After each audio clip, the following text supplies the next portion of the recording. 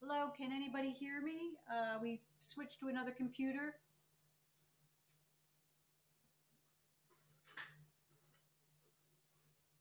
Hi gang, is anybody there? Do we have any audio? And can you see the first slide of the PowerPoint? Yes, Mary, yes? Okay. So Carol, yes. All right, so we're good to go. Thank you for your patience, guys. We had to switch to another computer. We're having a little technical problem on the other computer. So everybody should be able to hear me as well as see the PowerPoint program. Michelle says she can hear but no visual.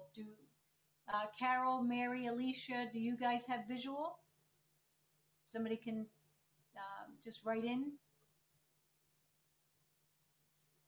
Your voice is overpowered by the calming music. Huh. Calming music.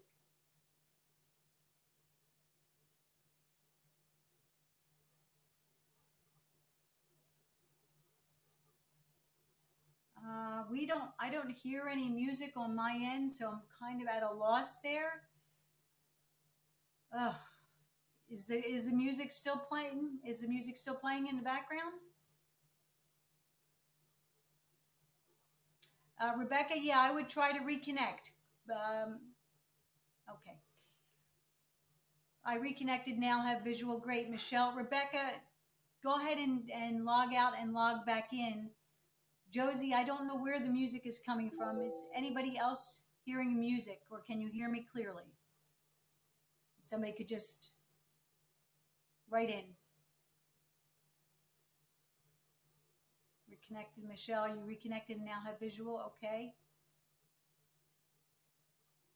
If somebody could just type in, let me know whether or not you can hear me and see the PowerPoint, and then we'll get started. My sound is good now, sorry. Okay, great. You can hear it clearly. All right, then we're going to get started. Welcome everybody to tonight's Thermographic Diagnostic Imaging Health Through Awareness webinar. January 17th, 2018, our first webinar of this year. In particular, I'd like to give a shout out to Mary and Dr. Jimmy, if you're on the call, and some of Dr. Jimmy's patients that may be joining us this evening. Mary and Dr. Jimmy had asked us to put this webinar together, and we were more than happy to do it. And so we hope you find the information helpful and informative. And again, thank you for joining us. So my guest this evening is someone very special to me. He is my partner in business. He's my partner in life. He's my best friend. His name is Dr. Philip Getson. He's going to be talking to us tonight about the thermography and honoring and empowering the divine feminine with the use of thermography. He has been doing thermography since 1982 and has reviewed more than 25,000 thermograms of the breast, neuromuscular, and thyroid dental. So he's been at this a while, and in addition to having a family practice in Marlton, New Jersey for over 40 years. He also helped write the breast protocols with the American Academy of Thermology and served as the vice president for a 3-year term. Just one last thing I wanted to mention, Dr. Jimmy is at Delaware Chiropractic at Louvieres. I hope I'm saying that right, in Newark, Delaware. And Mary is a nutritional counselor in Delaware, so you may want to check that out. Okay, so Dr. Getson, please enlighten us. Well, good things come to those who wait. Thank you for being patient, and it's a great deal of fun, and it's a great pleasure for me to be able to sit with Leisha and do this to give you a medical perspective on thermography with over 30 years of my experience and expertise, and at the same time share Leisha's experience as the technician, as a holistic health counselor, as a Reiki master, and most especially as a female who has to look at this as from a perspective of how am I going to keep my body healthy? How am I going to keep my breasts healthy? How am I going to monitor health moving forward? So we have some information to provide you this evening via slide and via conversation. And as she said, it's going to be archived moving forward. So we're going to start with this slide that says a symbolism of the female breast, and it's been up there for a bit. Hopefully you've all had a chance to look at it. And it's very powerful, I think.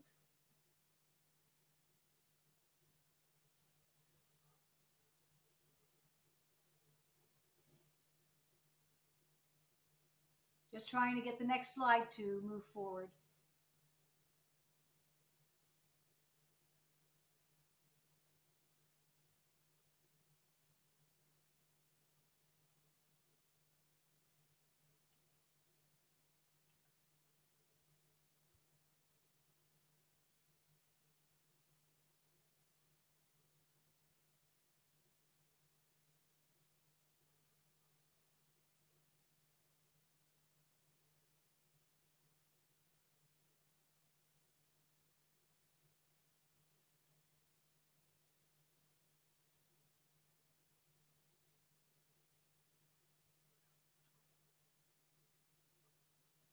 Sorry, gang, I don't know what's happening tonight, but we're just trying to get the next slide to advance. Okay, so there you go. That kind of says it all. Okay, so we're going to talk a little bit at the beginning of the conversation about what the insurance industry and what you have been told for a long time is the gold standard of diagnostic testing. And I want to give you some information about radiation because we all understand that mammograms are a diagnostic test of the anatomy of the female breast that utilize radiation. In 2005, the National Toxicology Program classified radiation of the mammograms as a known human carcinogen. So in essence, what they're saying is that we are using a test that emits radiation that is a known carcinogen to determine whether we have cancer. And obviously, this is counterintuitive and illogical, but this is the 13-year-old study from the government talking about the fact that radiation is cancer producing. In 2009, after a few years of studying, the United States government, U.S. Preventative Task Force, stated that rather than benefiting from screening, and they were talking about mammography, women with cancer may undergo harm when undergoing mammography due to not only the radiation and the compression, but additional imaging and biopsies.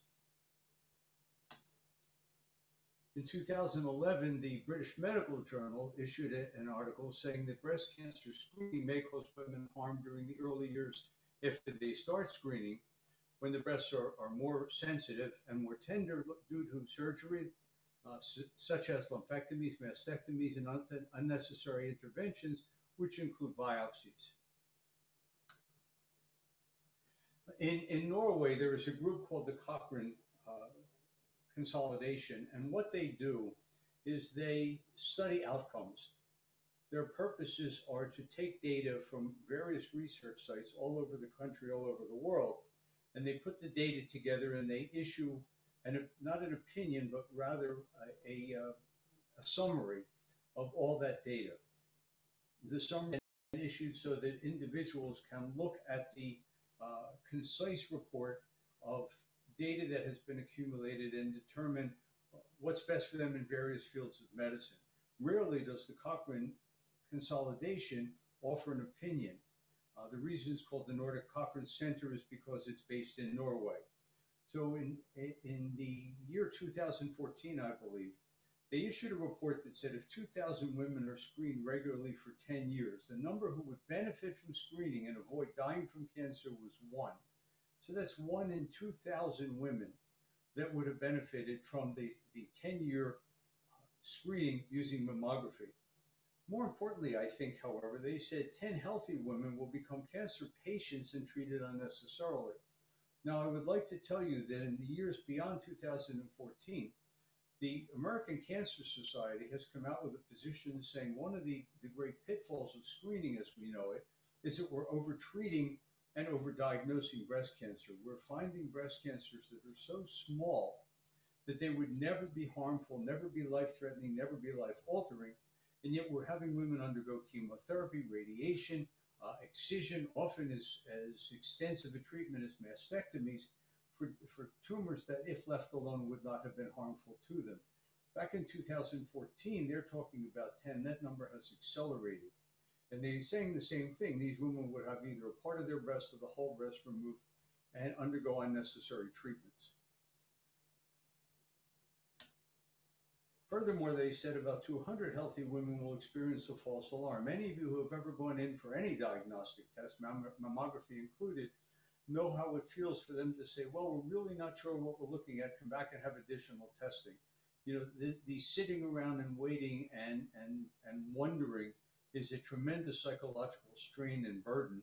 And until you know that everything is okay, it causes a great amount of stress. And that's a really significant thing to consider when you're looking at the overall view of mammography. Therefore, they did something that is really unusual for the COCHRANE group. They issued an opinion, and they said it is therefore no longer reasonable to attend for breast cancer screening, and in fact, by avoiding the screening, a woman lowers her risk of getting a breast cancer diagnosis and the subsequent intervention that they discussed. In 2011, Dr. Susan Love, who was a nationally renowned breast surgeon at UCLA Medical Center, on national television on CNN News, and then in a Newsweek article that followed that up, said at least 30% of tumors found on mammography would go away if you did absolutely nothing. This reinforced the position of the COCHRANE group, which is basically saying sometimes we find cancers diagnostically, but it's not necessary to do anything. It's not necessary to treat them. In 2013, in the New England Journal of Medicine, a study was published by the two physicians noted herein, Archie Blyer and Gilbert Welsh, who were gynecologists. And it was the largest study at that point in time in terms of the number of patients who were studied. And the study lasted some 32 years and studied over 100,000 women to determine whether or not the diagnosis of breast cancer was overdiagnosed, overtreated, etc.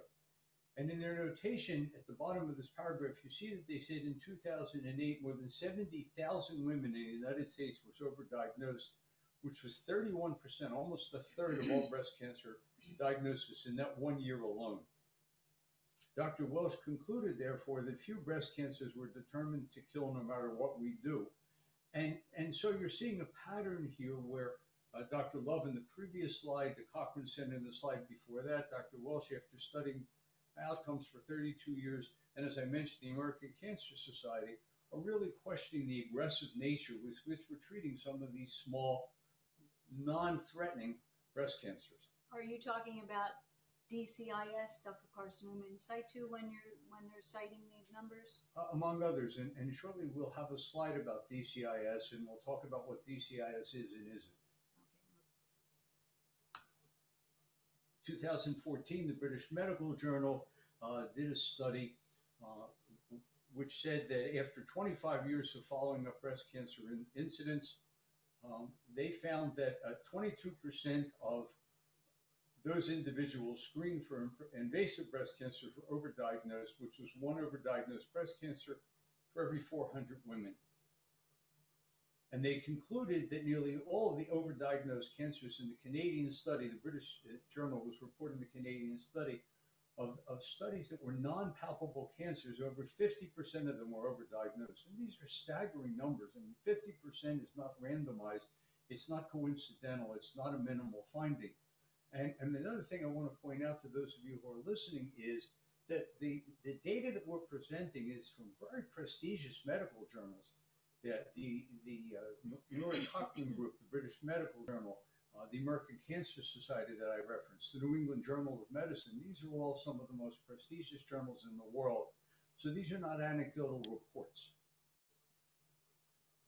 Now, there's an issue when you're studying breast about breast density. Younger women certainly, and many women as they get older, maintain dense breasts.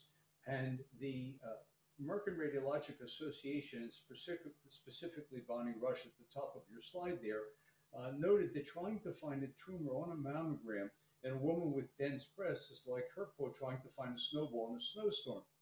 So in this particular study, they estimated the sensitivity of a mammogram to be 80 or 85% in non-dense breast women, and it drops precipitously, almost 20%, to 62 to 68 in women who have dense breasts, which interestingly enough is almost half of all women studied. So the American College of Radiology suggested that we let women know that a mammogram is a less sensitive, less effective diagnostic test in individuals who have dense breasts. Well, they made this decision, as you see, in 1992 to notify women. However, it was not until 2014, 22 years later, that they implemented the bill that became a national bill, initially in 21 states, including New Jersey, but now a national bill that states that when you get a mammogram, if you have dense breasts, you see in some fashion the verbiage that's in that box there, saying that you have dense breasts and that the mammogram may not be as effective as if you didn't. What I find interesting is that you find this on the report after you had the mammogram. So they're basically saying, we did this test that you've already had, and now we're telling you that it's negative, but we're not really telling you that it's negative with 100% accuracy, only with about 60% accuracy because you have dense breasts, and that could be obscuring the possibility of a tumor. And in many cases, what they're doing thereafter is they're saying, so come back and have more tests. Dr. Getson, most of the women I see have dense breasts, have been told they have dense breasts. It's not a disease. It's not it's just the way we're made, right? I mean, it's not an issue. It's just how women are until they're at least 50. But I have women in their 70s that still are reporting dense breasts. So can you just give a little clarification on that? I mean, don't most all women have dense breasts? It has to do with the amount of tissue in the breast. And as I said, almost 50% of women have dense breasts, so it is by no means an abnormality. In fact, when you see numbers of 50%, 1 in 2, it's a very common finding. And so when a woman goes in and is told she has dense breasts, the likelihood is she's going to have dense breasts forever.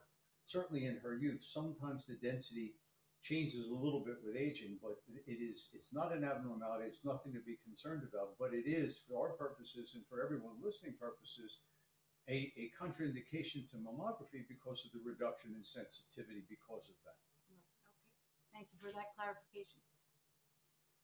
Dr. Simone used to work for the National Cancer Institute and said mammograms increase the risk of developing breast cancer and raise the risk of spreading or metastasizing existing growth. He wasn't talking about the radiation so much as he was talking about the compression. And the compression of a breast is about 42 to 45 pounds in a mammogram.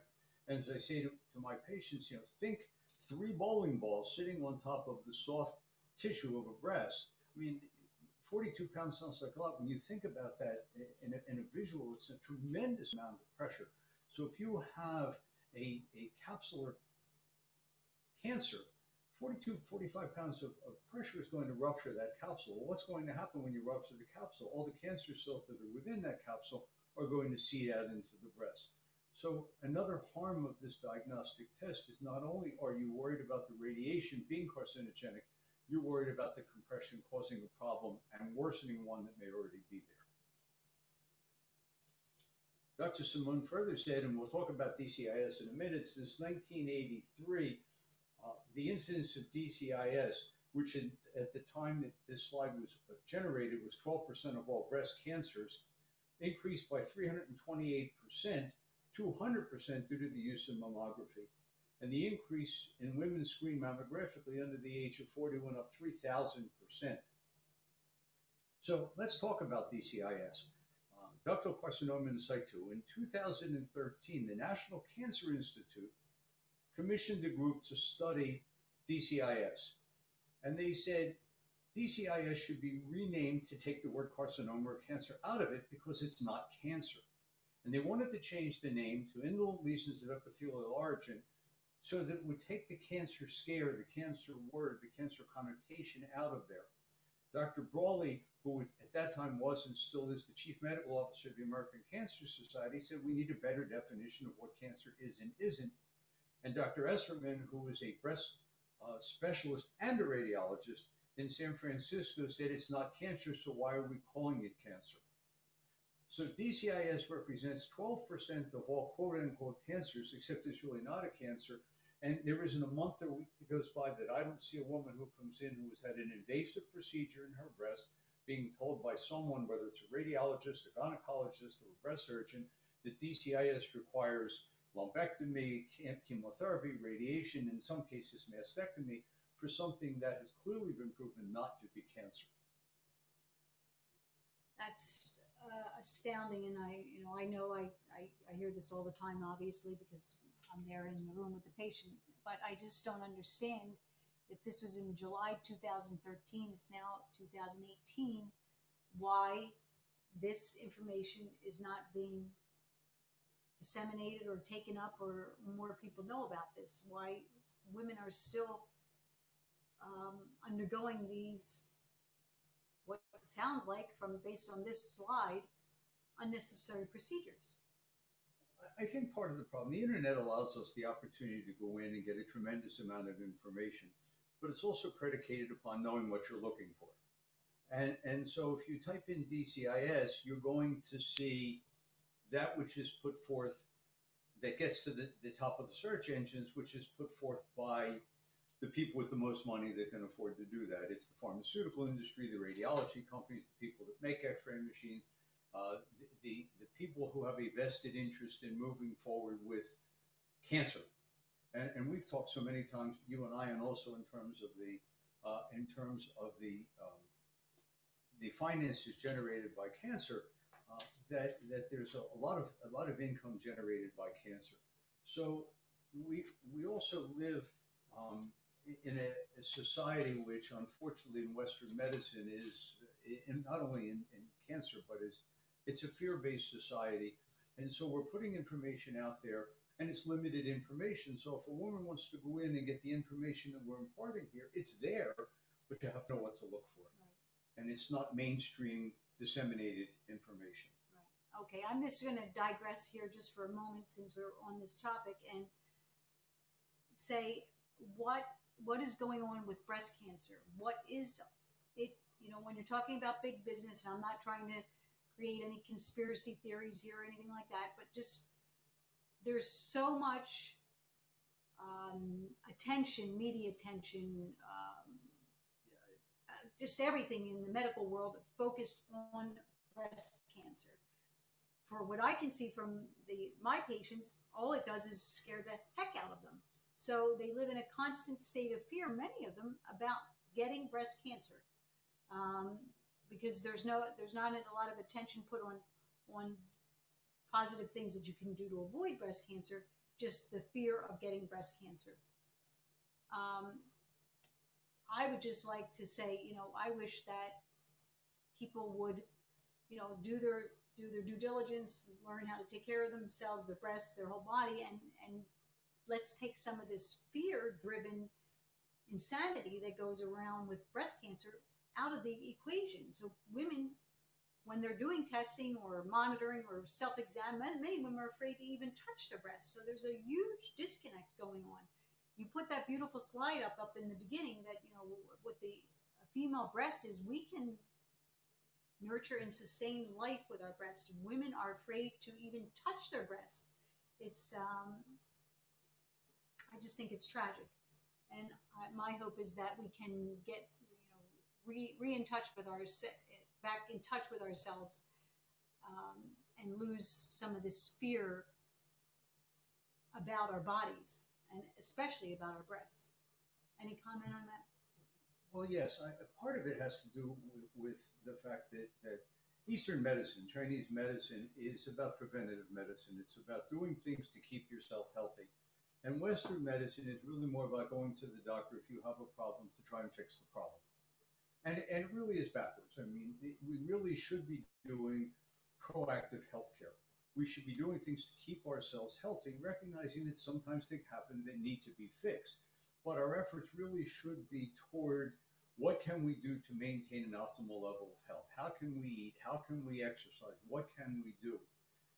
But it's not the way things work in this country. You know, you watch commercials, you take this drug for this condition, whatever it happens to be. And then at the very end of the commercial, you see all the disclaimers about all the things that the side effects that come from the drug. And anybody really listening to the commercial wonders why they're taking that drug. So we live in a society which is approaching medicine backwards. And I think doing webinars like this and people talking to people saying, this is really not the way to do it. We should really be having conversations about maintaining levels of health. And unfortunately, maintaining levels of health don't generate the revenue stream that maintaining levels of getting better from sickness do.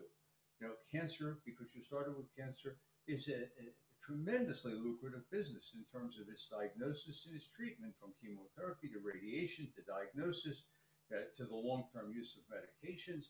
I mean, the cost of these things is extravagant. It's trillions of dollars. So I think this causes people to be more aggressive in their treatment.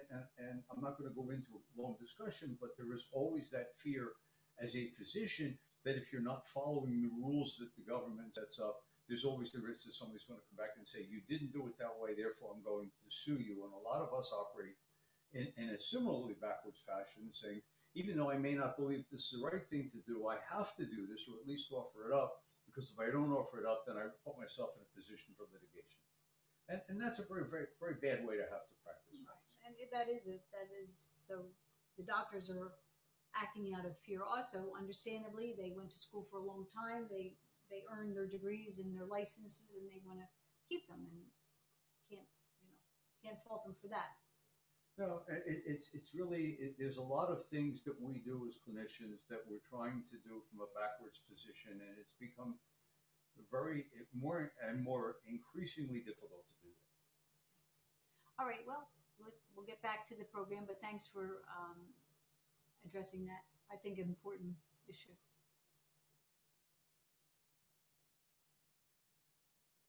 So one of the things that we're told is that the mammogram saves lives by early detection. And we know that a mammogram can only detect something that's there, can only see a tumor while it's there. And so this slide, and perhaps even better, this slide, talks about the growth of tumors. At night, we all have tumor cells in our body, but most of us have enough of an immune system to fight the tumor cells that exist. So if you have 2 cancer cells, there's no chance that it's going to create a problem. And even a year later, from multiplication, 16 cells, or 2 years later, 256 cells. But by the time that a tumor is large enough to be seen on a mammogram, it has been growing for 7 years. And as the previous slide said, it has more than 40 doublings of malignant cell colonies, so that instead of being at 1 year 16 cells, at 7 years it's to 268 million cells. And asking your immune system to fight off 268 malignant cells is a whole lot different than asking it to fight off 16 or 26 or 896. So the comment that mammograms save lives is really misleading, in the sense that you are now waiting until you get a visible tumor to go ahead and do what you're going to do, whether it's surgically remove it, whether it's radiate, whether it's treat with chemotherapy, whether it's all of the 3. And again, it goes back to the conversation a couple minutes ago, saying we're waiting for people to get something, and then we're trying to treat it, as opposed to seeing whether or not there's a way to prevent it from occurring in the first place. One of the newer things that we've been told is that the best thing is to get 3-dimensional mammograms, or tomosynthesis. So in 2011, Radiology Today, and remember please, radiologists are the doctors who read x-rays. So they're the ones that also read mammograms. And they're saying that it requires at least 2 additional exposures in addition to the regular mammogram. So you're having a mammogram, and then you're having more radiation, and a CAT scan type machine. So whatever evils come from the radiation, back at the first slide of knowing that radiation is a known carcinogen, we're now asking a woman to get 3 times that amount of radiation for a 3D mammogram. Doesn't make sense. It got to the point where in 2014, the Medical Board of Switzerland recommended closing all the mammography centers in the country, and they started by saying that no new ones could open up, and they ultimately moved forward to close down most of those which existed in the entire country of Switzerland. In 2015, the country of Norway studied this and basically says there are false diagnoses that result in surgery or chemotherapy, and for every 27 women correctly diagnosed, 142 were misdiagnosed. So it's almost 2.5, 3 to 1 that are misdiagnosed with false positive readings for everyone correctly diagnosed. Wow. I put this in here because this is an actual letter to a patient, and this was sent out saying that you're ready, it's time for you to have a screening mammogram because you haven't had one for a while. And then that line in red, which I put it in red, failure to test may result in undiagnosed breast cancer, potential death. So we talked earlier about a fear-based society. It doesn't get more than that. That's an actual letter that went to a patient. Yep. Okay. And the last of these slides is that I, as a physician, and all of my colleagues as physicians, stand up and we take, at the time when we get our degree, we take the Hippocratic Oath. And basically the Hippocratic Oath says, prevention, in red there, it says, prevention is preferable to cure, which is a very interesting comment. And down at the bottom it says, I will abstain from intentional wrongdoing and harm, especially from abusing the bodies of men or women. And so I ask myself a question on a daily basis. How can I say to someone, I want you to go into a machine and have it tested as a known carcinogen with 42 to 45 pounds of weight on that can rupture a capsule if I pledge to do no harm?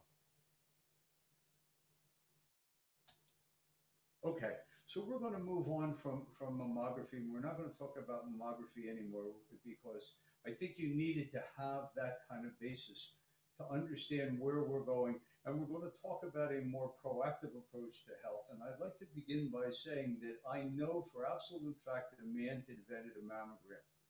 How do I know this? Because if a woman had invented a mammogram machine, she would have also created. And when I give a lecture, and if there's any men sitting in the audience, it's amazing to see how they cringe, they shudder, and they kind of curl up in a little ball because the thought of doing this is unthinkable, and yet this is what we as men do to women in a very similar fashion. Dr. Getson, before we move on to talk about thermography, and it's about 7:30, can you just briefly talk about, and I don't know if it's further down in the slide presentation, ultrasound and MRI? A little bit farther along, we'll get to that. Okay, so thermography is non-invasive early detection breast health risk assessment tool. It's very important that we understand that we are looking to assess the health of the breast. We are looking at the physiology of the breast, as I will explain in a moment. And thermogram is by definition a heat picture. For those of you who've had a thermography, this is what the camera looks like. What better if you explain this? Well, this is one of the offices. This is just showing the equipment is portable. To the left of the computer screen is the camera, and the person is standing maybe about 3 feet away from me, disrobed from the waist up if we're doing a breast thermogram. And I'm taking 18 pictures, and the pictures are going right into the computer laptop right there so the patient can actually see what's going on as we're doing it. Completely non-invasive, no compression, no radiation. I don't touch the breast. As I said, the woman is standing about 3 feet away, and there's absolutely no contraindication. Josie, I see your question there, and we're going to get to questions at the end of the presentation, so just hold that thought. So thermography uses FDA-approved infrared technology to look at the body's physiology. It's safe, it's non-radiologic, it's non-invasive, It's not compressive, and there are absolutely no side effects and no contraindications. It is a test that is safe in any age group. It is safe in pregnancy. It is safe in lactation. It is safe in young and olders alike. And we're looking at the physiology of the breast, which I think is on the next slide. It looks at the physiologic changes that have been shown to correlate with cancerous or precancerous states. And I want to impress upon you that we are not looking for cancer. We are looking for physiologic changes in the breast that occur when the breast begins to malfunction or begins to get diseased. And in doing so, we are able to say that something is proactively not operating in a proper fashion. It's time to look a little bit deeper. It's time to look within ourselves. It's time to say, is the way I'm living my life, is the way I'm eating, the way I'm acting, and we'll talk more about this in a bit, is this leading me down a path to illness, to sickness? So it has been shown in the medical literature that when thermography is coupled with other diagnostic testing as well as clinical breast examination, it will detect 95% of early stage cancers by looking at the physiology of the breast and finding changes in heat patterns or vasculature that correlate with breast disease that ultimately turns out to be cancer. This improves survival rate by 60%. That's a staggeringly great number. So from a study in 2013, this is really beautifully explained. Cancer cells take nutrition from surrounding cells, but they need their own blood supply to be fed. And as the blood supply is established, the cancers grow. What happens is those blood vessels will either show up thermographically, or the heat that they generate will show up thermographically, producing higher temperatures in the breast that's malfunctioning as opposed to the quote-unquote normal breast. So by measuring the skin surface temperature, you get a heat signature that tells you that there is something, either A, in the form of a blood vessel, or B, in the form of heat patterns, or sometimes both, that's telling you that there is something going on at that site, in that breast, that needs further investigation. One of the things that I'm told is, well, this is new. This is something new. We don't know anything about it. In point of fact, thermography has been available for medical uses in 1957, when Dr. Lawson provided the first thermographic camera for medical purposes. And as an aside, the first mammographic device was not until the mid-1960s. So thermography is actually 10 years older in terms of medical uses than mammography, which most people don't know. In 1972, the Department of Health, Education, and Welfare said it is no longer experimental. Another comment that I'm giving, well, this is an experimental procedure. No, it's not. 1982, the Food and Drug Administration said it can be a useful adjunct for diagnosis in many areas, included among which was breast disease. In a study done in 1980, and the reason we're going back is this is how many years ago we knew the value of thermography. Studies showed that an abnormal infrared image is the single most important marker of high risk for developing breast cancer, 10 times more significant than a family history of the disease. You hear all the time, well, your mom had breast cancer, your grandmom had breast cancer, your sister had breast cancer as the #1 marker. And recent statistics show 4 to 7% of people with breast cancer have a genetic predisposition. So it's really not the number that you've been led to believe for a very long time. So genetics plays only a 4% role. The rest Correct. Can be attributed to diet, lifestyle, and now we know that we're not necessarily our genes with genomics and all of that sort of stuff. So there was something I wanted to ask you about that, but it just went right out of my head. So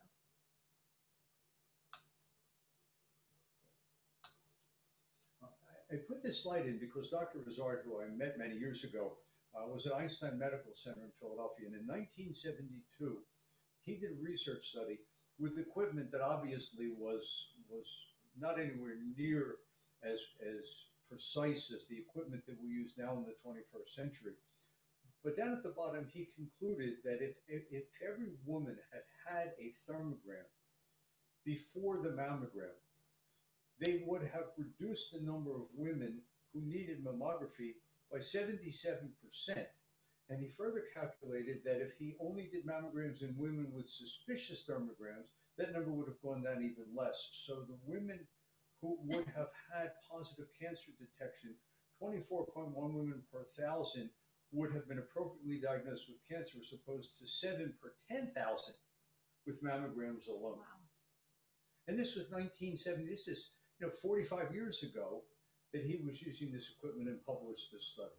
And he studied 4 years and 10,000 individuals. Wow. So people say to me, well, who should have a thermogram? And we talked about the fact that high risk is really not as important, but because we're told that it is, we look at high risk patients, we look at patients with breast implants, because it's very difficult for mammography to see around the breast implants in many cases. Density, we've talked about surgical scars, lower the accuracy of mammography. Inconclusive anatomic studies, meaning, okay, I had this test done, I'm really not sure exactly what's going on. Patients with breast compression issues, such as reflex sympathetic dystrophy, fibromyalgia, where you simply cannot tolerate the 45 pounds of pressure, and anyone who wants to avoid radiation and compression, which is pretty much everybody that I've ever talked to, because nobody voluntarily wants to go in and have 45 pounds of pressure and be radiated.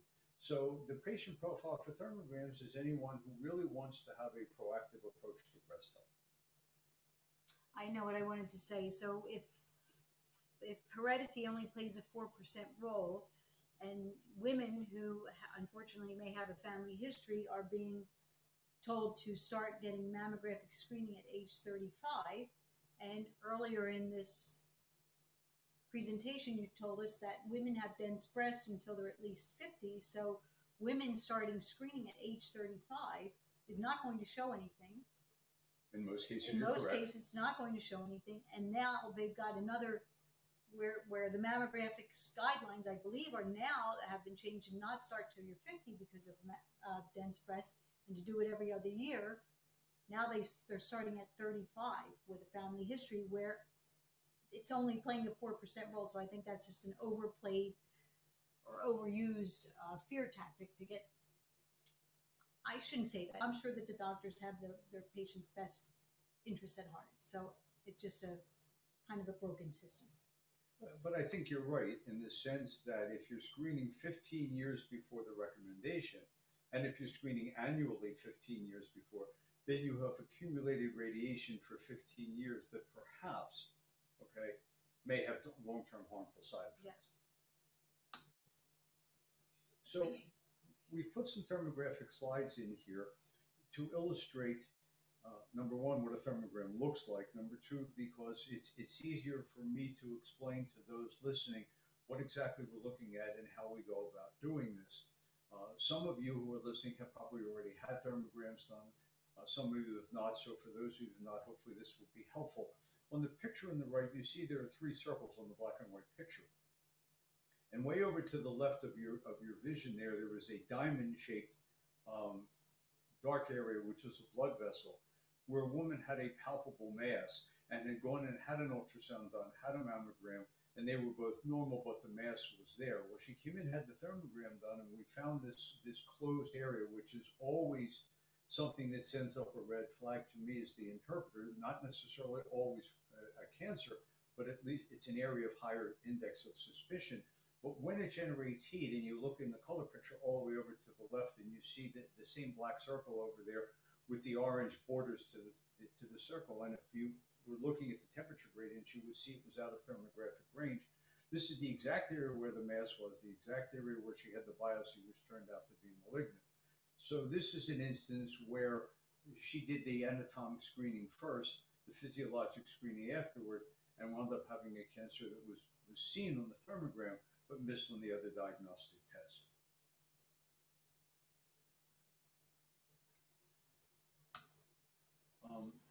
This is a patient with normal mammograms. This is the individual who many, many years ago had a family history, and before the statistics of the low incidence of family history of breast cancer came about, her gynecologist said, there's members of your family with cancer, I want you to have mammograms done. And so she had 9 years of normal mammograms and 5 years of normal ultrasounds and 3 years of normal MRIs, and all that notwithstanding found a mass that turned out to be positive thermographically and ultimately malignant, leading to a mastectomy. She's 10 or 15 years post-mastectomy and fine. But again, this is one of those instances of someone who started screening in her 30s. And they all missed it. And they all missed it. And this is a lot of studies. I mean, this is 9 mammograms, at least 9 mammograms. It doesn't say 9 mammograms, 9 years of mammograms. Right. This doesn't even account for recalls and additional views and things like that. In the American Journal of Radiology, as I mentioned earlier, is written by and for radiologists who are x-ray doctors. And in 2003, they were actually extolling the virtues of thermography, saying thermography could help prevent most unnecessary breast biopsies because it's a safe, non-invasive procedure that would be valuable as an adjunct to mammography to determine whether the lesion is benign or malignant. Is it generating heat? Is the vascular pattern suspicious? And that goes back to what Dr. Isard was talking about 30 years before this, about how you do the thermography first, look for those indicators, and then put all the pieces together when you're trying to make a diagnosis and move forward in the best interest of the individual. That's been a something I didn't foresee when we started doing this work, was all of the unnecessary biopsies, 800,000 unnecessary biopsies done a year. I'm sure that number has gone up, but we're seeing women now who are maybe having a questionable mammogram or perhaps an ultrasound, and we're doing a thermogram on them, and the thermogram is coming back normal. So that has been an unforeseen, very gratifying side benefit of thermography, preventing these women from having these unnecessary biopsies. And it happens very often. The thermogram is normal, and if the woman can just sort of wait it out, whatever it is, normally will kind of just resolve itself in 2 to 3 months. And with the adjustments that we're going to talk about. Right, with the dietary and lifestyle modifications that we'll talk about. And this is a continuation of the last slide from the American College of Radiology. They talked about the fact that the warning patterns of thermography have been found to resolve and return to normal after only a few short months of healthy diet and lifestyle changes, and said that thermography was the first tool that shows promise of being able to pick up breast cancers. And as I told you earlier, they were really talking about picking up cancers. It is really more about picking up the physiologic changes in the breast that are associated with breast cancers. And it says at a stage that involves physiologic pre-cancerous changes, that women can reverse these changes to avoid getting breast cancer by making changes in diet and lifestyle. It's powerful. So here are some of the things that women did. The top 2 pictures talk about a woman who had abnormalities of the breast, who 13 months later, after stopping simply wearing an underwire bra, instead of being asymmetrical or lacking symmetry and being concerning, went into a pattern of almost complete normal symmetry. Now, you'll see that the colors are different. They're blue on top and yellow and green and orange on the bottom. And that just has to do with the temperature setting of the scale for reading. But when you look at the left side against the right side on top and the left side against the right side on the bottom, as you look at it, you see that the top lacks symmetry and the bottom is virtually symmetrical. Again, same situation where the top 2 pictures are a woman who had an abnormality thermographically, went 4 months without eating gluten, and went into a much, much less asymmetrical pattern. Not completely symmetrical, but vastly better in the short time frame of 4 months simply by making dietary changes. Looks like she may have lost a little weight too. I'm just going to go back to this slide. So let's talk just real quickly about underwire bras. So underwire bras dig into the breast, cutting off the lymphatic system, stopping it from doing what it needs to do, which is push toxins out of the body via underarm, which is the reason why you don't want to wear antiperspirants. You don't want to stop your body from perspiring, and you don't want to be putting aluminum-based antiperspirants into your underarm, especially if you just shaved in the shower and those pores are wide open and that aluminum is going right in.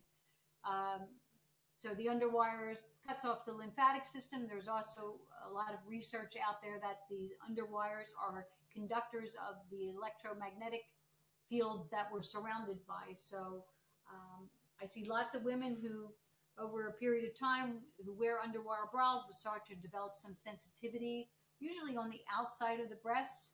and it's usually just one breast, so they start to get a little tenderness, some sensitivity. Before you know it, they're feeling a little lump or bump there, and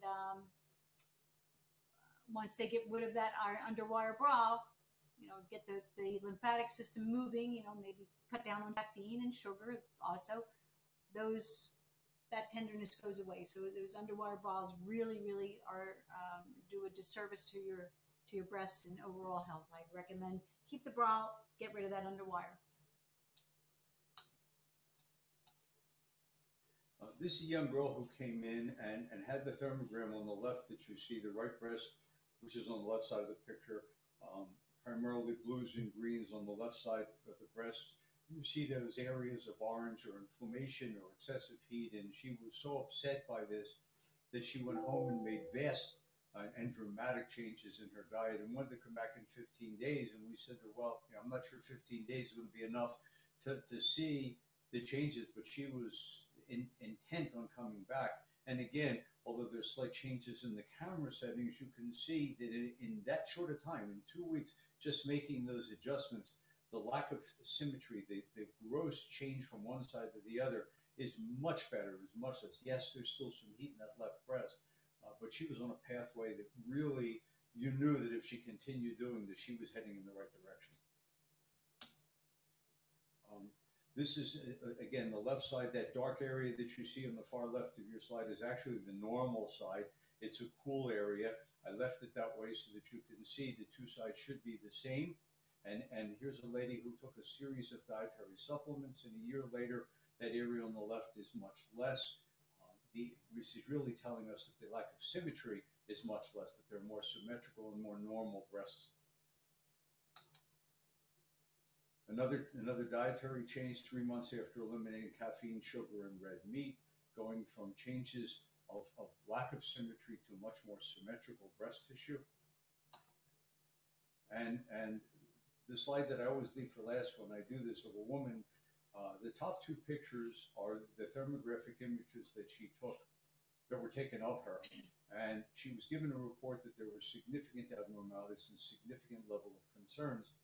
And so she went on a diet, lost 50 pounds, began a daily exercise regimen, lost a significant amount of weight, came back about 6 months later, and the pictures on the bottom were the after pictures, the top pictures of the before pictures. So you can see the weight loss, you can see how much thinner she is. And when you look at it, the natural thought process is, well, this isn't the same woman. And it really is the same woman. It's the same woman, less 50 pounds, who has made the commitment to healthy concerns. And this is the benefit that came from that. She's my poster child for diet and lifestyle modifications. Can you just quickly, because it's about 7:50, tell the story about the woman who, you know what I'm talking about? I do. I had a woman came in and she had a thermogram done, and the thermogram was abnormal. And we offer phone conferences, and I sit with women when I'm not in the office, and we go over the pictures, and I make recommendations when they're asked. And she got talking about this, and I said, well, how do you eat? And she was basically eating box food and fast food and everything possibly that you could eat that was wrong, she was eating. So she said, I'll tell you what I'm going to do. I'm going to go home and I'm going to change my diet. I'm going to throw out all the fast foods and the junk foods. And I'm going to come back in 3 months and I'm going to have another set of thermographic images done. Well, 3 months later, she came back and had a set of thermographic images done. And I really did not believe it was the same person. There were some telltale markings, almost like fingerprints, because the change was so dramatic. So I talked to her on the phone and I said, well, I'm not really sure what you did, but this is an absolutely normal, it's a beautiful example of normal thermography, and whatever dietary change you made, just keep on doing that. So she did, and a year later she came in and she had an absolutely beautiful normal thermogram, and I didn't talk to her. And a year later she came back for her annual thermogram, and it looked just like the first one. It was asymmetrical and dangerously suggestive of problems. And I had a phone conference with her a week or so later, and I got her on the phone, and I said, well, I have a question. And there was this 15-second pause. And she said, before you start yelling at me, I got tired of eating the way I was eating. I went back to eating the way I used to eat, but you don't have to say anything. I'll be back and see you in 3 months. And I really I didn't have to say anything or do anything, because she knew once she looked at those pictures. 3 months later, she was right back to having normal breast thermography. And she was looking at this and going, well, this is it. I'm not doing this again. And it was just a graphic representation of the difference. I mean, it was pre, post, and just a great thing to see. And she was just very gratified that she was heading healthy as opposed to heading sick.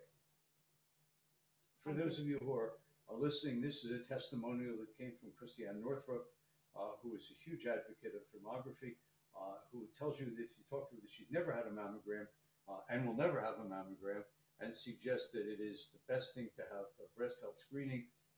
She does a radio show on internet radio called Flourish on Hay House Radio, and every October she does a breast health series. And 3 of the last 4 years, she and I talked. She's been kind enough to invite me onto the show to talk about thermography on the Hay House Radio show. So if you ever have the occasion to archive one of her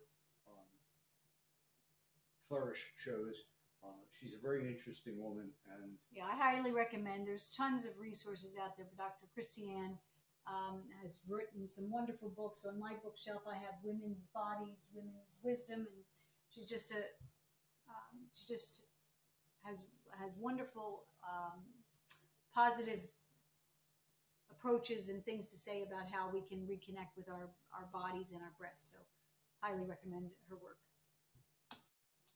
Oh, there she is. There we are. Okay, so very quickly, and I don't want to spend a great deal of time, we've been talking a while, so I'll just gloss over this. We do thermography for neuromuscular reasons and thyroid, facial, dental. We get asked, do you do full body studies? And the answer is yes and no. We do them for individuals who have undiagnosed pain syndromes, where they've had anatomic testing like x-rays and CAT scans and MRIs, and just can't seem to figure out where the pain is coming from, usually from different types of nerve pain. And it's a wonderful diagnostic test, especially for reflex sympathetic dystrophy complex regional pain syndrome. But it is not a screening tool for abdominal contents or stomach problems or things of that nature. Are you going to talk any more about thyroid dental? I won't. We're going to show just a couple of quick studies. Sorry.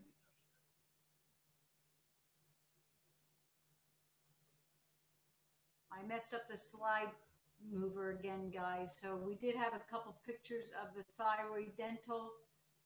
I don't want to take too much time to try to fix that right now.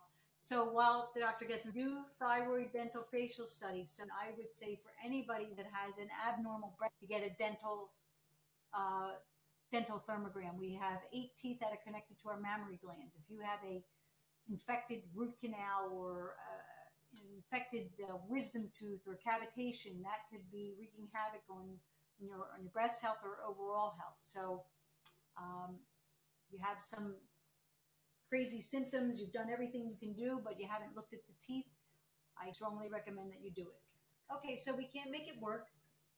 I'm sorry for that. We'll just move on, and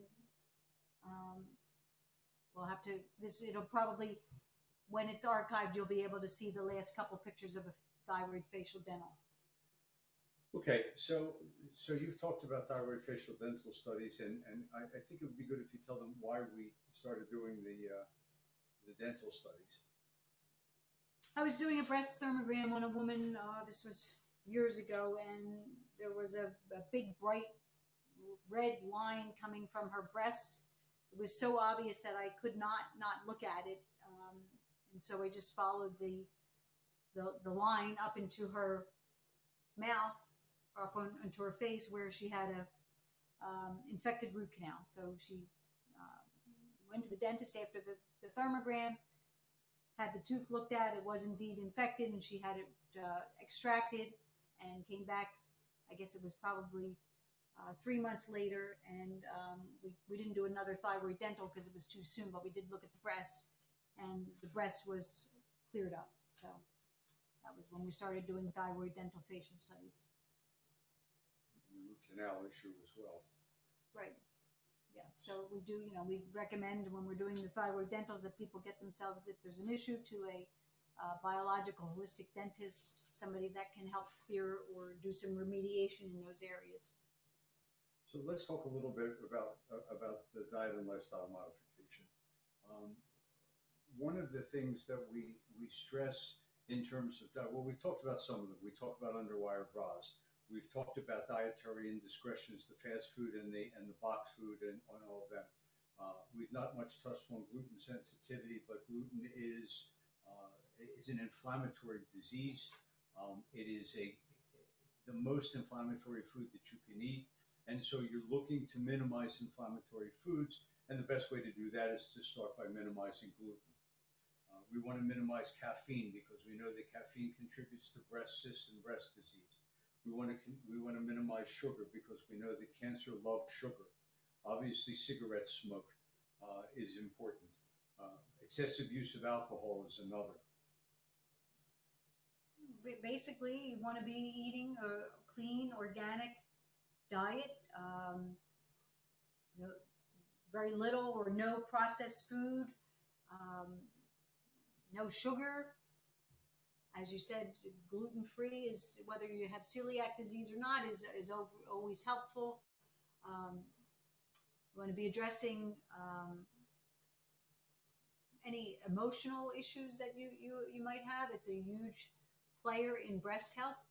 Women's emotions, the feeling of nurturing or being loved and being able to receive love and give love, having a strong spiritual practice, meditation, yoga, whatever it is, a very strong support system, family, friends, all of those things. I mean, we're just not, we're multifaceted beings, so you can clean up your diet all you want. You can be eating the most pristine diet in the world, but if you don't have good relationships, you're going to be impacted. So it's not, you have got to look at the whole picture, and that's what we talk to our patients about,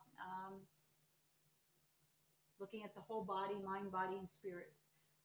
And just, if I can get this quote right, Dr. Susan Silverstein of beatcancer.org, on the front of her brochure, it says, 90% of all cancers can be eliminated or reduced by diet and lifestyle modifications, and science agrees now. So it's another great resource, beatcancer.org, wonderful website. So I would say, for me, on a ending note, that there's lots of things that you can do. There's lots of positive support. There are lots of, the Truth About Cancer Summit and webinar series. All of this information is out there, guys. It's all on the internet. It's all, these summits that people are putting together with the brightest and best minds in alternative and functional medicine are giving us their years of education and knowledge for free. So I just can't. I personally love listening to them. I have learned so much, so I encourage people, to, if you're looking for answers, the answers are out there. And I think that you should come away with this with a positive feeling that cancer is not a hopeless disease. If you, God forbid, got breast cancer, would not be, does not have to be the end of your life. It's not, there are many, many things you can do. And I agree. I think that one of the other things that we talked about in terms of food that tends to be overlooked is what you surround yourself in the household. Household products that you use, cleaning products, and especially out in the garden. There's probably no more toxic chemical in the world than Roundup. And we put that on to kill our weeds, and then we lean over to prune the roses and inhale the Roundup. So it's a matter, I think, for me, and just to reiterate some of the things that we've been talking about tonight, it's a matter of taking stock of your life. How am I living my life? How am I eating? What kind of water am I drinking? What is the quality of the food that I'm eating? Am I getting some exercise? Am I getting a balance in my life between work and play? Am I getting enough rest at night? It's all about trying to keep yourself healthy rather than trying to attack a problem when it comes to pass. And if it comes to pass that you get it, whether it be cancer or whether it even be the flu, your body is in much better shape to combat those things that come at it because you're doing all the things that you should do. So it shortens the time that you get that cold or that flu symptom. And it puts you in a much better position to be proactive, not only in moving forward in your own health concerns, but having to fight anything that might come along that, coincidentally. So it's really all about, in my mind, if there's one word, it's proactivity. It's really taking control of your life, doing the things that you have to do, and keeping yourself healthy. Yeah, I agree. So, Josie, you had a question. It seems to, I don't see it anymore, but it was, I think it, is there ever a time when you should have a mammogram? It was worded something like that. I apologize for not having the exact wording, but that was the gist of it. Right. So here's my answer to that.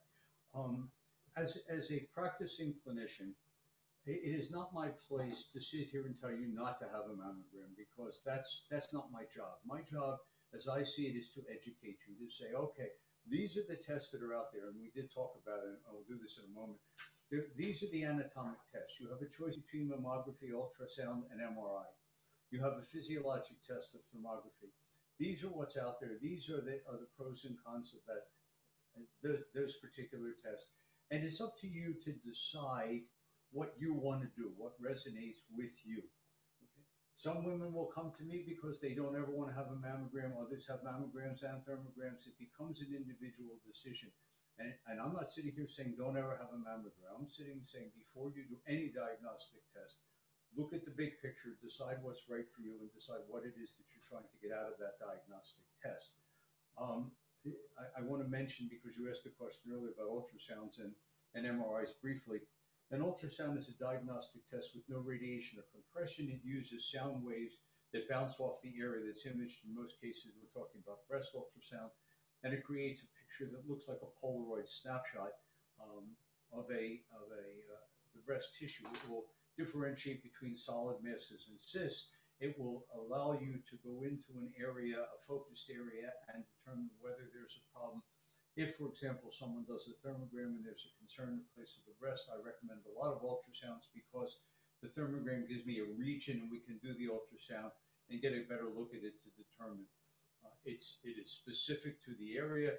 Its sensitivity is adequate. There is no contraindication to an ultrasound, and it's usually covered by insurance. MRIs, magnetic resonance images, are diagnostic tests where you are actually face down in what look like the old medieval stocks. The breasts are placed in openings. It requires the use of an injection of a dye called gadolinium, which has a very, very small incidence of side effect. It's excreted in the urine within hours, and the dye is used to contrast what may be seen on MRI. Again, there is no radiation, there is no compression. The only real contraindication is the injection of the dye. It is a test that has not really been studied as much as all of the other tests. It's a good test. It's very expensive, and the insurance industry, as a general rule, will fight you about doing it because they don't want to spend the money to pay for it. But in some instances, it's a necessary test to give you a little bit more information. Thank you for that clarification. And Josie also asks, are insurance companies any closer to covering the cost of thermography? When we started doing thermography, the insurance industry was simply not paying for it. And there's a very long story that goes with that, which time does not permit me to tell, but it's based upon a very flawed study that occurred about 30 years ago. So the insurance companies fall back and they say it's experimental, and as I showed you earlier, it's not, or it's not FDA approved, which, as I showed you earlier, it is. And so each company basically has their own policy. I'm really very happy to report that at this point in time, about 30% of individuals who are taking the test and having thermography done are getting some portion of that reimbursed by the insurer. Blue Cross has jumped on board to a really significant degree. Aetna is a little bit slower behind that. Medicare is simply not reimbursing at this point for thermography. Some of the other companies that aren't the big three, it's an individual policy issue. When we do a thermogram, we give individuals a claim form to submit to their insurer for reimbursement. And as I said, about 30% are getting a portion of the fee reimbursed. And we started at 0, so we're heading in the right direction. From 0 to 30% is a good thing. Right, right. I just want to say that when we were talking about the diet and lifestyle things that you could do, that was by no means a full list of, there are many, many things you can do. One, I just wanted to point out, going to see your chiropractor is also a great way to stay healthy. As I said earlier, Dr. Jimmy Glenn is on the call with us, and she's a chiropractor in Newark, Delaware.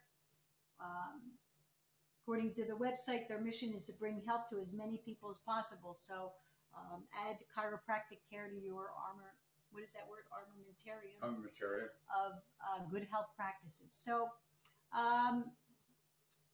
we went over a little bit, but I hope that everybody found the information useful. We thank you for spending this last hour and 10 minutes with us. And if you have any questions or would like to contact us, our website is www.tdinj.com. Our email address is tdi@comcast.net. And our phone number is 856-596-5834. I'm sorry that I can't get that slide up for you to have the contact information on it. But again, the number is 856-596-5834. And also shout out to Mary, who's in Newark, Delaware, doing wonderful work with nutritional counseling. So folks, there's people out there to help you along this path of wellness, and utilize them. Take care, everyone. Thank you.